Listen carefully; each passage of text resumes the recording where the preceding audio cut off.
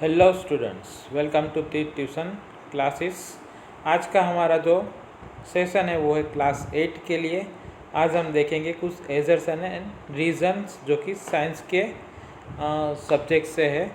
एजर्सन and reason ये आपके लिए नया टॉपिक है, तो पहले हम समझ लेते एजर्सन क्या होता है एंड रीज़न क्या होता है। सो एजर्सन इज़ अ फैक्ट और a condition which arise in your syllabus, और मैथमेटिकल का हो सकता है, सोशल स्टडीज़ का हो सकता है, साइंस का भी हो सकता है। आपको खाली ये देखना है कि वो कंडीशन जो आपको एजर्सन में जो स्टेटमेंट दिया है वो करेक्ट है या रॉन्ग है, बराबर। और दूसरा स्टेटमेंट होगा वो होगा रीज़न, उसको भी आपको पहले इंडिविजुअल चेक करना है वो करेक्ट है या रॉन्ग है। तो जो अपने को एजर्सन एंड रीज़न दिए उसके हिसाब से हम अलग अलग सिचुएशन पे आ सकते हैं। जो सिचुएशन मैंने यहाँ पे लिखी हुई है आपको स्क्रीन पे दिखाई दे रही होगी। यहाँ पे 5 सिचुएशन है, बराबर। A, B, C, D and E, ये 5 सिचुएशन अपने को यहाँ पे मिल रही है। 5 सिचुएशन में पहला सिचुएशन जो है वो क्या है, बोथ एजर्सन एंड रीज़न जो कि हमको दिया है, एजर्सन एंड रीज़न दोनों करेक्ट है यानी कि ट्रू है, and reason is correct explanation of एजर्सन। जो रीज़न दिया है वो एजर्सन को बराबर रिप्रेजेंट कर रहा है, उसके साथ कुछ ना कुछ रिलेशन बना रहा है, बराबर। अभी सेकंड कंडीशन जो है बी वाला क्या है, बोथ ए एंड आर यानी कि assertion and reason are true, मतलब दोनों सही है, करेक्ट है, but R is not correct explanation of assertion. R का रीज़न का एजर्सन के साथ कोई लेना देना नहीं है। ऑप्शन सी जो है assertion is true but reason is false. Option D जो है assertion is false but reason is true, and option E जो है both assertion and reason are false. तो आप देखो दो में से एक गलत हो या कोई एक गलत हो या तो दोनों गलत है, तो अपने को उन दोनों के बीच का रिलेशन देखने की ज़रूरत नहीं है। जैसे हमने ऑप्शन ए और बी में देखा कि रीज़न जो है और एजर्सन जो है दोनों अगर ट्रू है तो उसके बीच का रिलेशन भी हमें चेक करना पड़ता है, जबकि अगर दोनों में से एक फॉल्स है तो हमें उसका रिलेशन चेक करने की ज़रूरत नहीं है। इसको समझने के लिए आइए हम कुछ एग्जांपल्स देखते हैं। जैसे फर्स्ट एग्जांपल मैंने यहाँ पे लिया है, मेटल्स आर सोनरस। सो ये पहले एजर्सन है मेटल आर सोनोरस, तो हम पहले एजर्सन को चेक करेंगे इंडिविजुअली कि वो करेक्ट है या नहीं है। अब हम जानते हैं मेटल का प्रॉपर्टी है सोनोरिटी, यानी कि मेटल सोनोरस है, ओके। अब रीज़न को भी देख लेते हैं, एजर्सन अपना करेक्ट है, ये हमें मिल गया। अब रीज़न को चेक करते हैं। रीज़न क्या है, they are generally brittle in solid state, मतलब कि मेटल जो है वो सॉलिड स्टेट में ब्रिटल होता है, and they break into the pieces when hammered, मतलब उसको जब हैमर्ड करते हैं तो वो टुकड़े हो जाता है, ऐसा बोलने की यहाँ पे मतलब ऐसा समझना है अपने को। तो रीज़न देखे तो रीज़न अपना करेक्ट नहीं है, यानी कि रीज़न फॉल्स है। अब जैसा मैंने आगे आपको दिखाया था, दो में से एक चीज़ अगर फॉल्स है तो हमें उसके बीच का रिलेशन देखने की ज़रूरत नहीं है, यानी कि यहाँ पे ऑप्शन, यहाँ पे देखो आपका ऑप्शन जो था, मैं फिर से आपको एक बार ऑप्शन दिखाता हूँ। ऑप्शन जो था वो था सी, जिसमें एजर्सन ट्रू था एंड रीज़न फॉल्स था। वही सिचुएशन यहाँ पे हमारे पास है, एजर्सन अपना मेटल आर सोनोरस वो वाला ट्रू है, रीज़न जो है वो फॉल्स है। कैसे फॉल्स है, यानी कि रीज़न में जो प्रॉपर्टी दिया है, हमें पता है कि मेटल का प्रॉपर्टी है मेलिएबिलिटी, जिसके हिसाब से हम उसको हैमर्ड करके सीट में कन्वर्ट कर सकते हैं, बराबर। तो यहाँ पे जो रीज़न में दिया है कि हैमर्ड करने पे वो छोटे छोटे टुकड़ों में बट जाता है, वो गलत है, क्योंकि हम मेटल को हैमर्ड करके सीट बना सकते हैं तो वो टुकड़ों में होगा नहीं। इसीलिए इस एजर्सन एंड रीज़न का करेक्ट आंसर आएगा option C, assertion is true but reason is false. ठीक है, होप कि आपको समझ में आ गया होगा। आगे और कुछ एग्जाम्पल देखेंगे इसको सही करने के लिए। तो नेक्स्ट एग्जाम्पल लेते हैं। नेक्स्ट एग्जाम्पल हमारा आ गया है स्क्रीन पे, आपको दिख रहा होगा। Food material should not B socked in water for a long time, ये अपना एजर्सन है। मतलब जो भी खाने का सामान रहता है फूड, उसको हम ज़्यादा देर पानी में भिगो के नहीं रख सकते। हमें पता है पहले तो हम फूड को पानी में डाल ही नहीं सकते, लेकिन कुछ फूड ऐसे होते हैं जिसको पकाने के लिए उसको भिगोना पड़ता है। जैसे कि पल्सिस, मूंग वगैरह जो रहता है उसको हमें भिगोना पड़ता है और सोक करना पड़ता है, उसके बाद ही वो अच्छे से पकते हैं। तो एजर्सन जो है वो हमारा गलत है, उसको हमें ज़्यादा देर तक लॉन्ग टाइम तक सोक करके रखने की कोई ज़रूरत नहीं है। हमने उसको 3-4 घंटा भी भिगोया तो वो अच्छे से पक जाता है। तो यहाँ पे एजर्सन अपना रॉन्ग है, बराबर। फिर रीज़न को चेक करते हैं। Washing lead to the loss of vitamin, assertion अपना करेक्ट है। Food material should not be soak in water for long time, यानी कि फूड मटेरियल को वाटर में सोक करना नहीं चाहिए ज़्यादा देर तक। तो एजर्सन अपना करेक्ट है। रीज़न जो है washing lead to the loss of vitamin A and D from the food stuff, यानी कि अब जब हम उसको पानी में भिगोते हैं तो उसके में से विटामिन निकल जाता है, ऐसा बोलने की मतलब ऐसा रीज़न यहाँ पे दिया है। जो ये रीज़न है वो गलत है, क्योंकि विटामिन ए एंड डी है वो वाटर सोल्यूबल नहीं है। वाटर सोल्यूबल जो विटामिन है वो विटामिन बी एंड सी है, यानी कि यहाँ पे रीज़न हमारा गलत है पर एजर्सन सही है।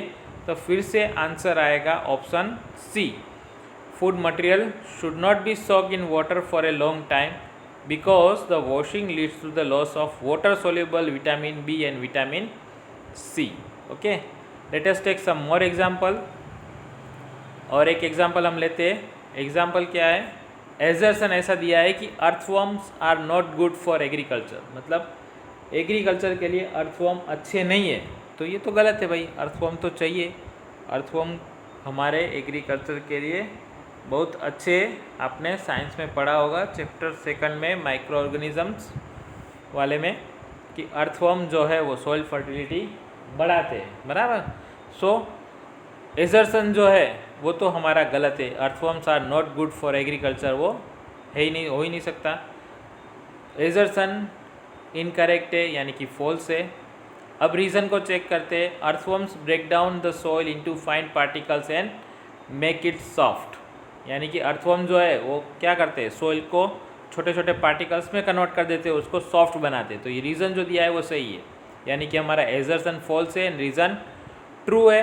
फिर से अपना ऑप्शन जो आगे आया था उसके हिसाब से देखेंगे तो एजर्सन फॉल्स वाला जो ऑप्शन था वो था डी, यानी कि assertion false and reason true है। ओके, सो यहाँ पे आंसर अपना आएगा ऑप्शन डी। आप जब पेपर पे लिखोगे तो आपको चारों आंसर एक साथ दिखेंगे। मैं यहाँ पे आपको एक साथ नहीं दिखा पा रहा हूँ, इसीलिए आपको थोड़ा सा याद रखना है। अगर आपको याद नहीं रहता है तो फिर से फर्स्ट वाली वीडियो को आप फिर से रिवाइंड करके देख सकते हैं। आपके ऑप्शंस आप किसी एक पेपर पे अलग से लिख के रख सकते हैं, ताकि आपको साथ में ये जब वीडियो देख रहे हो तो समझ में आ जाएगा option A B C D E क्या है, वो आपको याद रह जाएगा। ओके, और एक एग्जांपल्स लेते हैं हम लोग। इसके बाद का example, DDT has nowadays lost its use as a insecticides, मतलब डीडीटी को हम इंसेक्टिसाइड्स के तौर पे अभी यूज़ नहीं करते। डीडीटी आपने देखा होगा, जब मॉस्किटो का प्रॉब्लम्स बढ़ जाता है तो म्यूनसिपाल्टी वाले सफ़ेद धुआं छोड़ने के लिए आते हैं आपके अगल बगल में, बराबर, वो है डीडीटी रहता है उसको। और रीज़न क्या दिया है, DDT is harmful to the man, वो हमें मालूम है। जब वो धुआं लगाने आता है तो मशीन लगाने वाला आदमी मास्क पहन के आता है, बराबर, वो धुआं हमारे अंदर जाता है तो हमें प्रॉब्लम होती है, यानी कि वो मैन के लिए हार्मफुल है। तो रीज़न तो करेक्ट है। अभी एजर्सन को चेक करना है। DDT nowadays lost is use as insecticide, तो ये भी हमारा सही है, मतलब एजर्सन भी सही है और रीज़न भी सही है। तो जैसा मैंने आपको पहले बताया था, दोनों अगर सही है तो हमको उन दोनों के बीच का रिलेशन चेक करना पड़ता है। रिलेशन में क्या है, यहाँ पे रीज़न जो दिया है DDT is harmful to the man, वो मैन के लिए बात कर रहा है, इंसेक्ट के लिए कोई बात नहीं कर रहा है, यानी कि reason is not correct explanation of reason is not correct explanation of the assertion, यानी कि करेक्ट आंसर है B, DDT has lost its use as a insecticides because insect have develop immunity against it. अभी insect ने immunity develop कर लिया है, इसकी वजह से DDT यूज़ नहीं हो रहा है, ना कि वो हार्मफुल है इसलिए नहीं हो रहा है। बराबर, तो यहाँ पे करेक्ट ऑप्शन है अपना B, reason is not the correct explanation of assertion. Okay, let us take one more example. Seeds should be treated with fungicides before sown. So यहाँ पे हम क्या बोलना है कि जो भी हमारे सीड्स हम जब बोते खेतों में लगाते तो उसको लगाने से पहले फंगिसाइड्स के ट्रीट करना चाहिए। तो एजर्सन बिल्कुल करेक्ट है, हमारा सीड्स जो है वो डिजीज़ फ्री होना चाहिए, उसमें कोई डिजीज़ लगा हुआ नहीं होना चाहिए। अगर वो डिजीज़ वाला है तो उसमें से जो प्लांट निकलेगा उसको भी डिजीज़ रहेगा और अच्छी फसल नहीं होगी, अच्छे क्रॉप नहीं मिलेंगे। तो अभी हम चेक करेंगे रीज़न। रीज़न क्या है? Seeds do not germinate unless treated with fungicide. मतलब जब तक उसको हम फंगिसाइड से ट्रीट नहीं करते तब तक वो जर्मिनेट नहीं होता। ये रीज़न गलत है। सीड जर्मिनेट तो होगा ही, हमने देखा हुआ ये बारिश की सीज़न में कहीं से भी कोई भी पौधा निकल जाता है तो उसके सारे सीड्स को कोई फंगिसाइड करने के लिए गया था क्या? कोई नहीं जाता। यानी कि सीड्स को फंगिसाइड करना, जर्मिनेशन के लिए फंगिसाइड करना ज़रूरी नहीं है, लेकिन उसको फंगिसाइड करना पड़ता है क्योंकि हमें हेल्दी क्रॉप चाहिए। हेल्दी क्रॉप लेने के लिए सीड्स को पहले फंगिसाइड से ट्रीट करना चाहिए। यानी कि एजर्सन सही है बट रीज़न गलत है। सो हमारा ऑप्शन आएगा C, seeds are treated with fungicide before sowing to avoid seed borne disease. यानी कि वैसे कोई डिसीज़ है उसको एवॉइड करने के लिए फंगिसाइड से ट्रीटेड किया जाता है, ना कि उसको जर्मिनेट करने के लिए हम ट्रीट करते हैं। Okay, so let us take one more example. The body of fish is streamline. यहाँ पे फ्रिक्शन वाला और फोर्स वाला चैप्टर आपने पढ़ा है जिसमें फिश का बॉडी स्ट्रीमलाइन क्यों है वो आपको आता है, आपको पता है। So body of fish is streamline, ये एजर्सन अपना बिल्कुल सही है। हम सब जानते हैं उसका शेप जो रहता है आगे से थोड़ा सा ट्रायंगुलर रहता है, यानी कि स्ट्रीमलाइन शेप बोलते हैं उसको। और रीज़न क्या दिया है? The streamline body helps the fish to cut its way through the water. Reason भी बिल्कुल सही है, उसका उसी शेप में होने की वजह से, उसी बॉडी का, उसका बॉडी उस शेप में होने की वजह से वो अच्छे से स्विम कर पाती है, जल्दी से दौड़ सकती है। जबकि हमको प्रॉब्लम होता है, हम इजीली नहीं उसमें स्विम कर सकते। बराबर, आपने देखा होगा जो भी शिप्स रहते हैं, बड़े बड़े जहाज रहते हैं, जो भी रहता है उन सब का शेप आगे से फिश के जैसा ही होता है, उसको स्ट्रीमलाइन शेप बोलते हैं। इसके लिए यहाँ पे देखेंगे तो क्या है, अपना एजर्सन भी करेक्ट है, रीज़न भी करेक्ट है, and reason is correct explanation of assertion है, यानी कि ऑप्शन आएगा अपना A. The fish possesses a streamline body which help it to cut its way through the water, ये बिल्कुल सही है। Okay, now next example.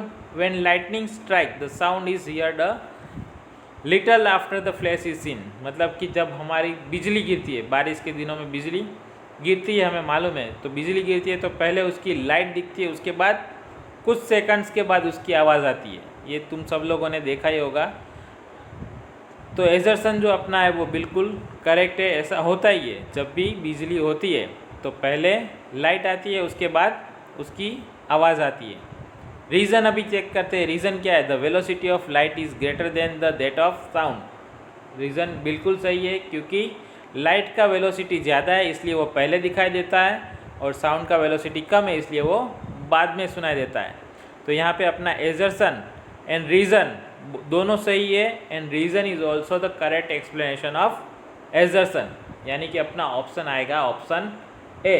एजर्सन is right, reason is right, and reason is the correct explanation of assertion. Okay, let us see one more examples. Use of fertilizer greatly enhance the crop.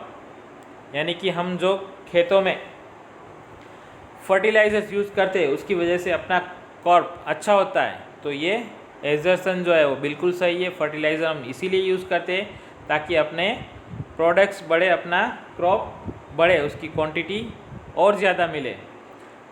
Reason में क्या दिया है? Irrigation is very important in increasing the crop productivity. मतलब irrigation का जो process है वो crop productivity के लिए इम्पोर्टेंट है। तो रीज़न भी सही है, इरिगेशन का अगर हम प्रॉपर करेंगे तो अपना क्रॉप प्रोडक्शन हम बढ़ा सकते हैं, क्योंकि इरिगेशन के थ्रू हम क्या देते हैं, उसको प्रॉपर क्वांटिटी में वाटर देते हैं। और वाटर हम सबको मालूम है कि वाटर अच्छे क्रॉप के लिए अच्छा वाटर होना बहुत ज़रूरी है, बराबर। तो यहाँ पे एजर्सन जो है वो करेक्ट है, रीज़न भी करेक्ट है, बट इरिगेशन जो है mainly related to the water, not the fertiliser. Okay, so यहाँ पे ऑप्शन जो आंसर आएगा वो आएगा बी। इरिगेशन जो है वो इम्पोर्टेंट है क्रॉप के लिए, इवन फर्टिलाइज़र भी क्रॉप के लिए इम्पोर्टेंट है। मतलब assertion and reason both correct है, but reason is not the correct explanation of assertion. So answer आएगा option B. Okay, let us take one more examples.